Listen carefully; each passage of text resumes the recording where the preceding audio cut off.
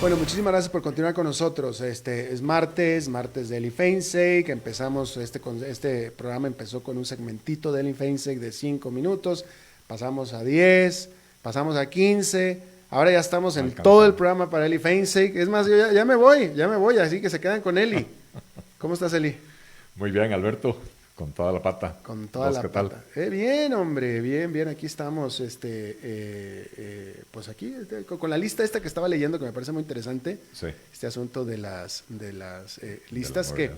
que era lo que decía yo. O sea, qué bueno que Costa Rica va en primer lugar y tiene o lidera a América Latina en muchos conceptos. Eso está Ujú. muy bien, me encanta, Sí, perfecto. Pero a nivel global, o sea, eso nada más habla de sí. lo paupérrimo de la situación en toda América Latina. Así es, En así es. toda América Latina. O sea, y qué bueno que lideramos América Latina, pero al Claro, final de cuentas es como conformarse con ser campeones de segunda división, cuando deberíamos de estar aspirando a estar compitiendo bien en la primera división, ¿verdad? absolutamente. Y en el pasado, ¿cómo se llama? En el pasado lo hacíamos, ¿verdad? Con menos recursos de los que tiene el país ahora y sin embargo liderábamos en muchos campos, en muchos aspectos, ¿verdad? Ya no, ya ahora hay que decir, ¿cómo se llama? Que nos contentamos cuando somos los mejores de Centroamérica. Eh, Lamentablemente no es el mejor vecindario del mundo, ¿verdad? Definitivamente, Sí. sí, se me ocurre el dicho muy mexicano supongo, pero se conoce en el mundo hispano, ¿no? En tierra de ciegos el tuerto es rey. Así es, así es. Y pues sí, no, no. Exactamente, ese es el que aplica. Pues sí.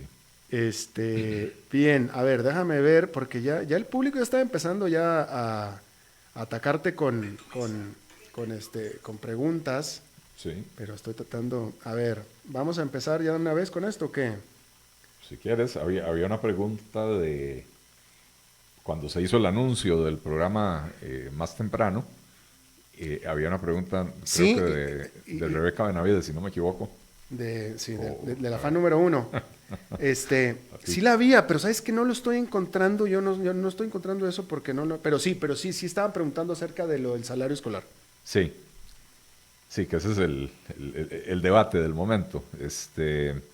Y un poco preguntaban, bueno, una explicación de qué se trata y cómo se llama, y si es cierto que es una deducción o que no es una deducción. Empecemos por lo básico, ¿verdad? Si no me equivoco, en 1994 se crea este concepto del salario escolar. Eh, la idea era generarle un ingreso a los funcionarios públicos para que tuvieran dinero para comprar los útiles escolares en la época previa al inicio del curso lectivo. Eh, Se suponía en un principio que esto era una deducción que se le hacía mes a mes a los trabajadores y se les reintegraba en enero para que pudieran comprar los útiles para sus hijos que empezaban clases en febrero.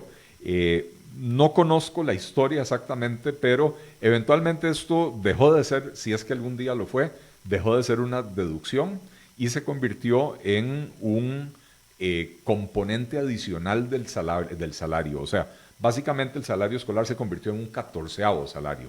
En Costa Rica la gente obtiene 12 salarios, uno por mes, el aguinaldo, que se le llama el 13º mes, y en el caso del sector público se les agregó el salario escolar.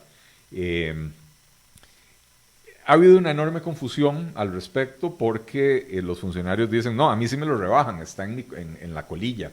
La colilla es el documento que antes uno recibía de la Caja Costarricense del Seguro Social, donde se podía ver qué salario había reportado el patrono y cuántas cuotas había uno cotizado, etcétera, etcétera.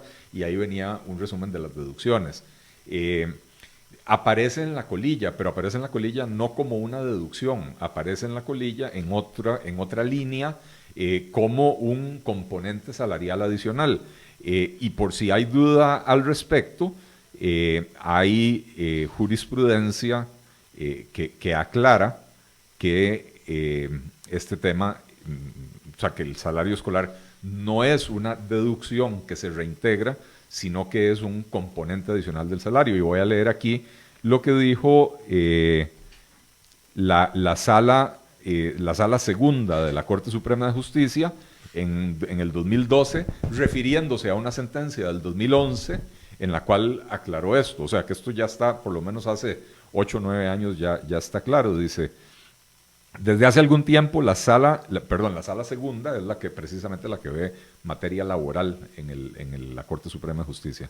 Entonces dice, desde hace algún tiempo la sala rectificó el criterio esbozado en esta materia y ha venido sosteniendo que en el sector público ese rubro no constituye una retención salarial que se paga en forma diferida en cada mes de enero, sino de un componente salarial más. Y aquí pasa a repetir lo que había dicho en el 2011.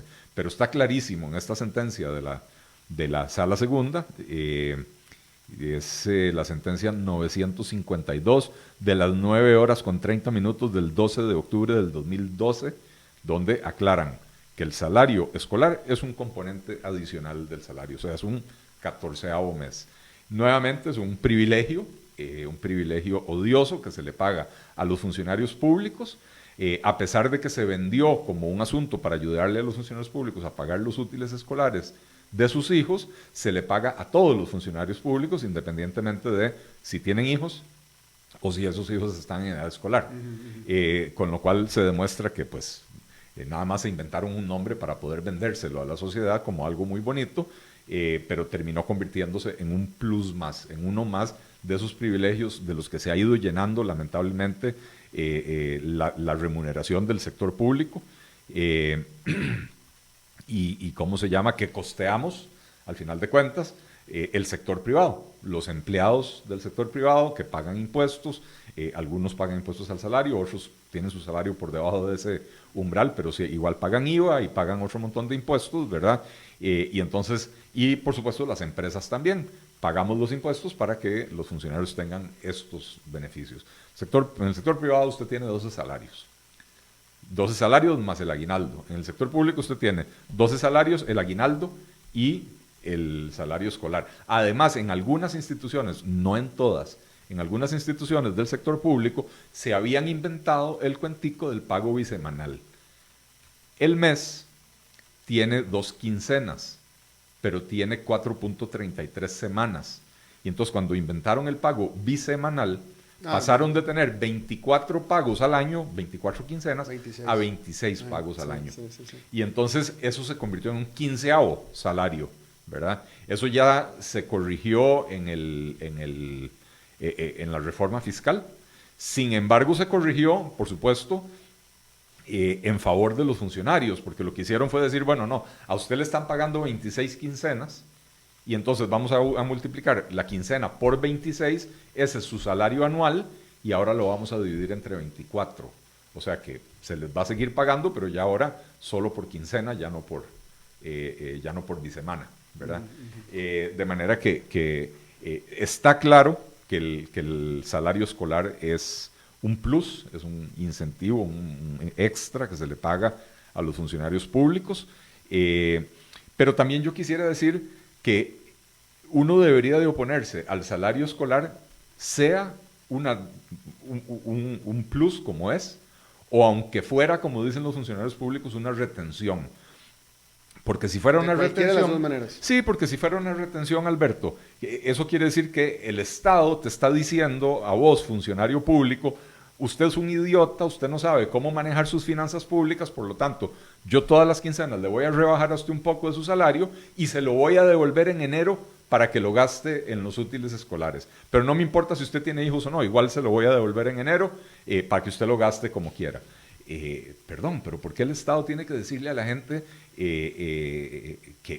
cómo y en qué momento gastar su dinero, ¿verdad?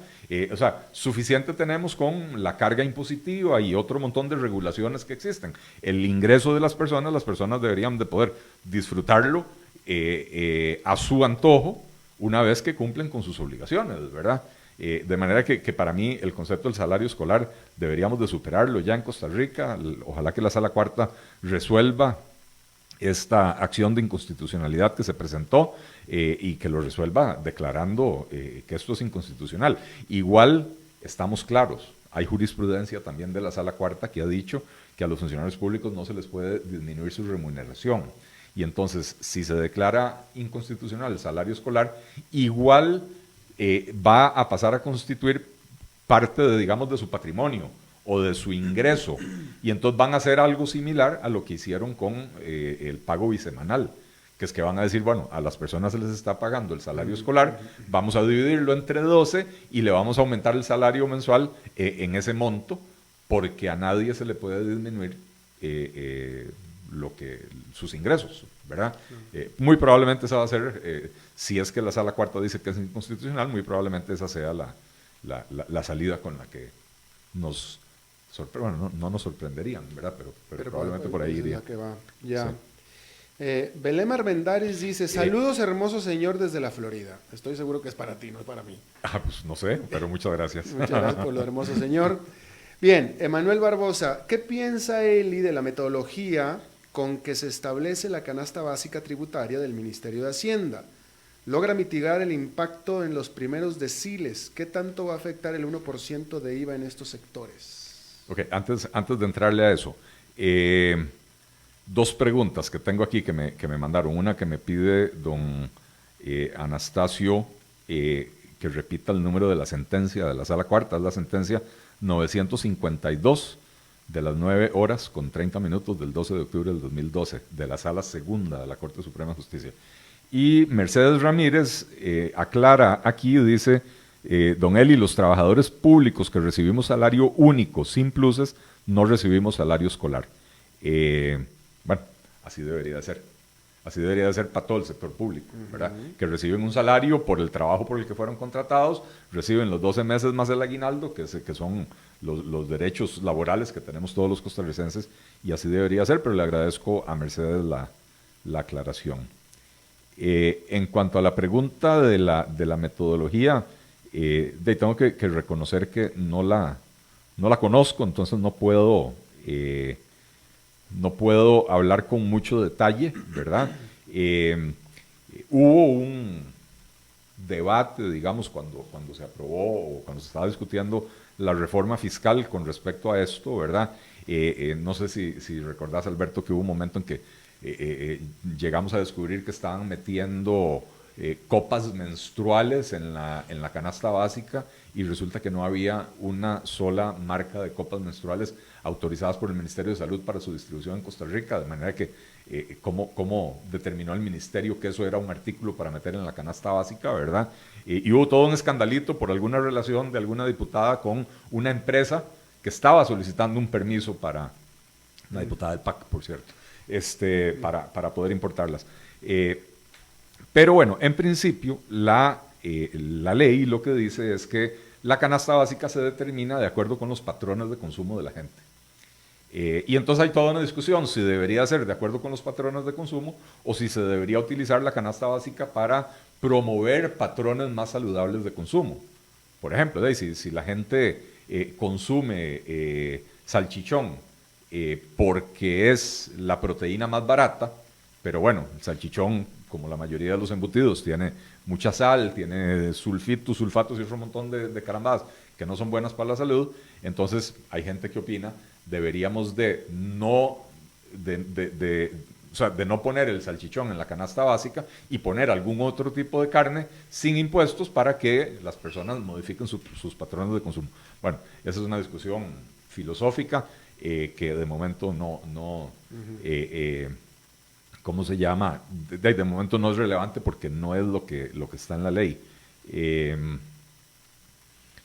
Y en cuanto a la pregunta de qué tanto va a afectar el 1% del IVA en la canasta básica, lo único que puedo decir es que si me guío por un estudio que publicó la propia Universidad de Costa Rica, el Instituto de Investigación en Ciencias Económicas, el impacto de ese impuesto en particular no es muy significativo. Pero, insisto, estudio del Instituto de Investigación en Ciencias Económicas de la Universidad de Costa Rica, no es algo que yo esté avalando, estoy nada más refiriendo.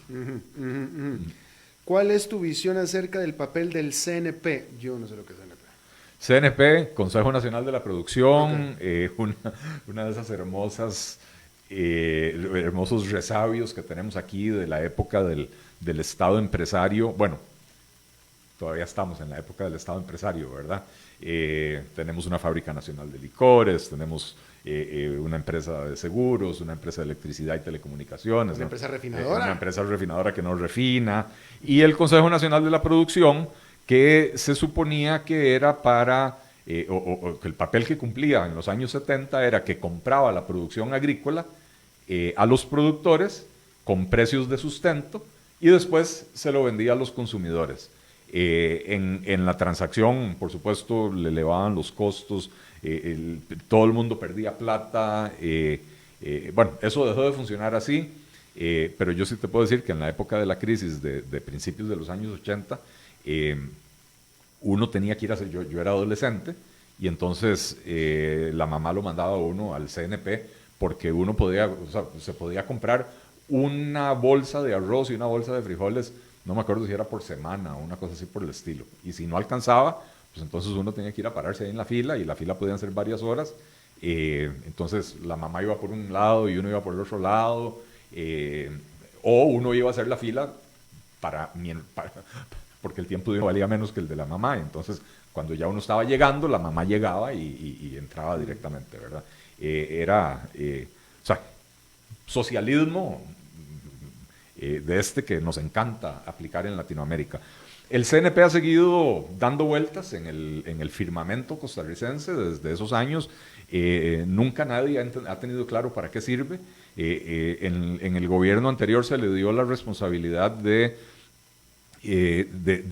ser el proveedor por default de las cárceles, de las escuelas, de las comisarías de la policía, etcétera, y empezaron a quejarse las instituciones de que les estaba llegando el producto en malas condiciones, el producto de mala calidad, a un mayor precio del que lo podían comprar localmente. Lo cual es lógico. Si yo tengo una escuela ubicada en Upala y es una zona eminentemente agrícola, yo puedo comprarle a proveedores locales producto fresco que me va a llegar oportunamente y con buena calidad. Si yo le tengo que comprar al CNP, el CNP puede ser que haya comprado las lechugas en Pérez Celedón, las metió en una bodega en Cartago y las montó en un camión para llevarlas hasta Opala, y esa lechuga llegó hecha sopa, ¿verdad? Así que en mi criterio, y como lo he dicho en muchas ocasiones, las instituciones nacen para cumplir un cometido.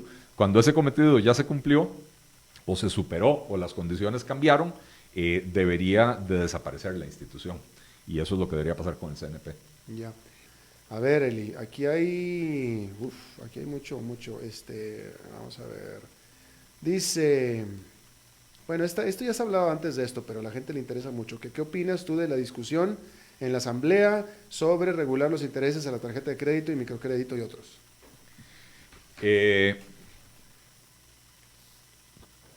Creo que, o sea, me sorprende la incapacidad que tenemos los costarricenses para aprender de la historia. La regulación de precios no ha funcionado nunca en ninguna etapa de la historia, en ningún país, en ninguna cultura, y con ningún tipo de producto o servicio. Siempre la regulación de precios lleva a generar escasez, y esa escasez lleva a producir o a generar mercados negros, violencia, además de incrementos de los precios, porque pues, la gente acude al mercado negro. En el caso particular de los intereses, bueno, hay que empezar por aclarar un concepto que es un poco más técnico, pero el interés es básicamente el precio del dinero en el tiempo, ¿verdad? Si usted pide un colón prestado y le dicen que la tasa de interés es 10% anual, quiere decir que dentro de un año usted va a tener que devolver un colón con 10. Entonces esos 10 céntimos son el precio que usted pagó por el dinero, por tener el dinero durante ese año. Entonces regular tasas de interés es lo mismo que regular precios. Ciertamente en Costa Rica las tasas de interés son altísimas. Uno no puede ignorar eso, ¿verdad? Y hay que buscar una solución. Lo que pasa es que la solución no puede ir por la vía de algo que se ha aprobado en todo el mundo, en diferentes etapas de la historia, incluido en Costa Rica, y no ha funcionado, ¿verdad? ¿Por qué las tasas de interés son tan altas en Costa Rica? Bueno, porque hay una estructura de mercado poco competitiva, de los mercados financieros. En materia de tarjetas de crédito hay una empresa que es Credomatic, que básicamente domina el mercado a su placer, ¿verdad? En el mercado del crédito, para actividad productiva, para vivienda, etcétera, tenemos los dos bancos estatales más el Banco Popular, que juntos dominan, no sé, 60-65% de todo el crédito que se da en el país, ¿verdad? Entonces, tenemos estructuras oligopólicas o cuasi monopólicas que redundan en elevados costos y en una situación poco favorable para el consumidor. Entonces, la solución, que sí hay que buscarla, tiene que ir por el lado de fomentar mayor competencia en esos mercados y no de regular los precios, porque la regulación de precios a quien termina beneficiando es precisamente al monopolio, porque el monopolio ya tiene capacidad instalada, el monopolio ya tiene economías de escala, ¿verdad? Y entonces con precios regulados para un competidor es mucho más difícil entrar a robarle el mercado. En este país tenemos cosas tan ridículas como que tenemos dos bancos estatales que son monstruos, que son más grandes que cualquier banco privado del país, que emiten tarjetas de crédito y sin embargo lo hacen con un temor y con una cautela increíble. Y entonces nadie les ha ido a girar una instrucción, ya que tenemos bancos estatales, vayan, métale competencia al emisor cuasi monopólico de tarjetas de crédito en este país, métales competencia. No, la solución es limitar o regular los precios. Eso, lamentablemente, para lo único que va a servir es para que unos cuantos diputados se pongan ese pin en la solapa de decir, nosotros fuimos los que le pusimos un alto a la industria de financiera por los abusos que están cometiendo, y ellos se van a ir, van a dejar de ser diputados dentro de 2 años, y cuando los problemas afloren en 4, 5, 6 años, nadie se va a acordar que fueron ellos los que lo aprobaron. Ellos van a quedar bien en el corto plazo y el país queda mal con los problemas en el largo plazo. Claro.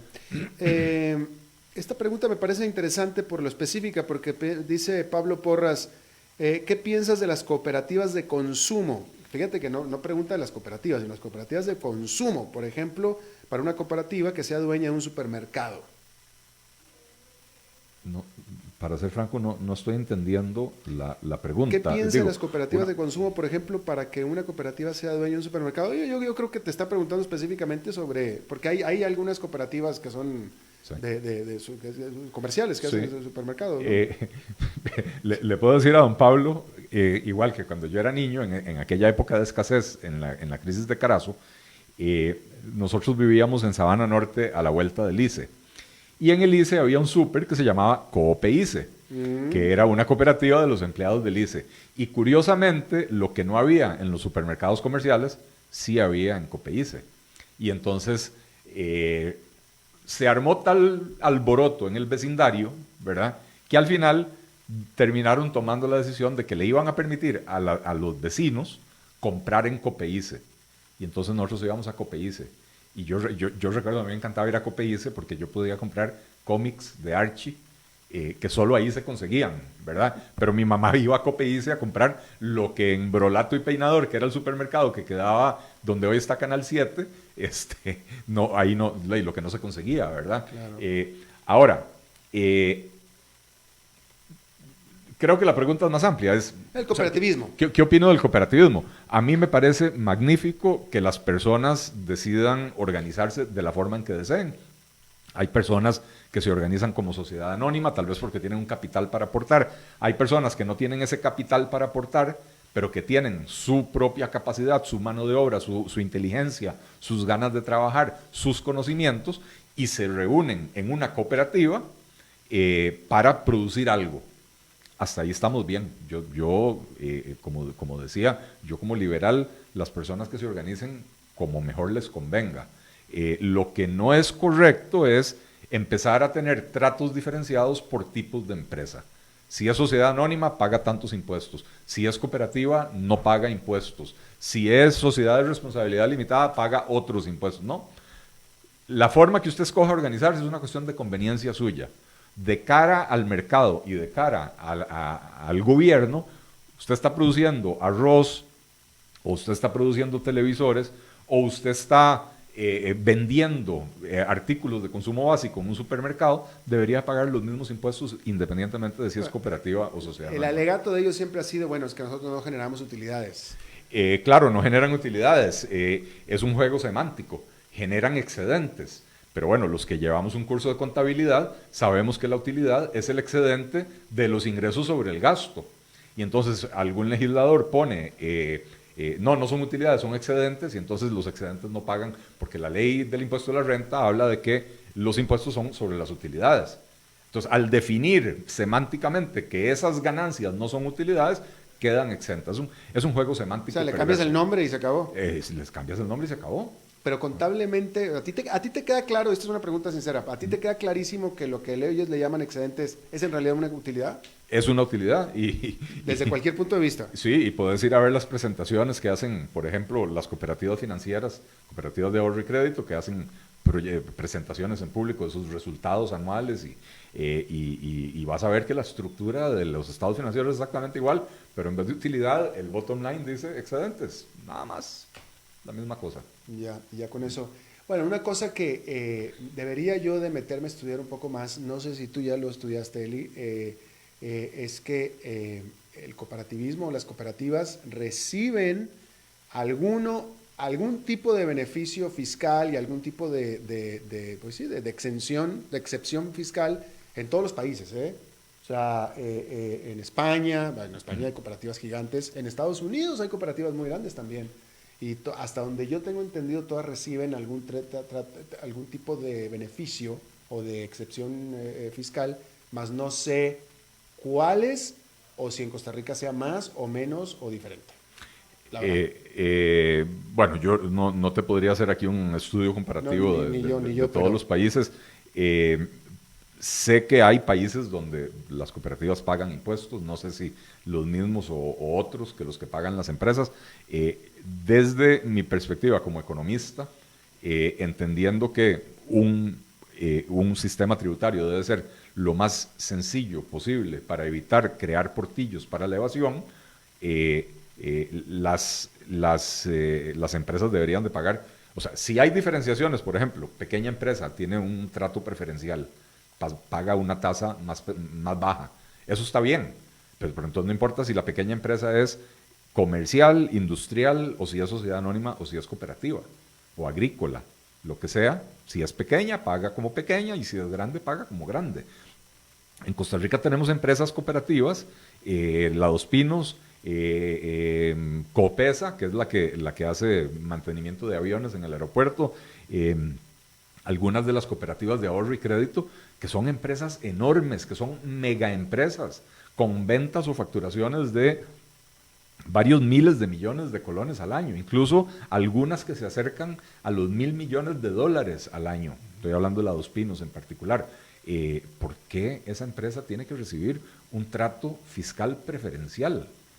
Al final de cuentas, una empresa que ya hemos conocido, que tenía toda clase de esquemas para pagarle a sus ejecutivos, le pagaban salarios en Belice para evadir el pago de la renta en Costa Rica, que aparte de que tienen las exoneraciones fiscales, como dice el dicho, tras de que deben cobran, ¿verdad? Y entonces, para mí, trato igual para todo el mundo. Bien. Creo que es lo más justo, si lo que la gente anda buscando es justicia tributaria. Ya. Mira, voltea a ver allá al verdugo, mira. Se acabó.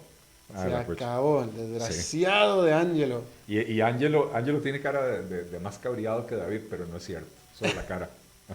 Lo que pasa es que se le esconde los pelos en la cara, se lo esconde así. Eso es, la barba asusta. No, ¿sabes lo que es Ángelo? Es un teddy bear. Es un bear, es un teddy bear. No lo quería decir yo. Yo sí, es un teddy bear. Usted lo ve así de lejos, se ve así como que medio que espanta, y así como que ahí con este no me meto, no, pero ya cuando lo saludo es un teddy bear el Ángelo. Un osito cariñosito. Cariñosito. Bien, bueno, pues eso es todo lo que tenemos por esta emisión. Gracias, Eli, por este martes, un martes más. Gracias a ti, Alberto. Buen programa hoy para exponer muchos de los sinsentidos de la política pública. Es lo que están diciendo algunos comentarios por ahí, como siempre, Eli echando a andar a las redes. Y gracias a ustedes por participar, realmente, porque ustedes son los que ponen el elemento aquí de la sal. Eli pone la carnita y ustedes ponen los condimentos. Y así es como se hace sabroso aquí lo que cocinamos en los martes. Muchísimas gracias, Eli. A ti las gracias y a toda la audiencia. Bien, entonces nos estamos reencontrando dentro de 23 horas. Que la pase muy bien.